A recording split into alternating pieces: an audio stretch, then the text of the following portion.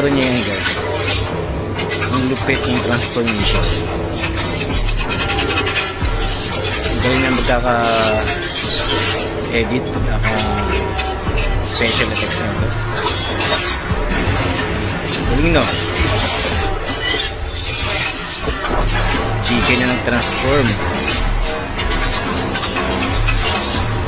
Ayos. Ano kaya mo build to? Galing eh. Para siyang attach case tapos naging transform sa tao. Galing no? Nakakahanga. Ano kayo moving to?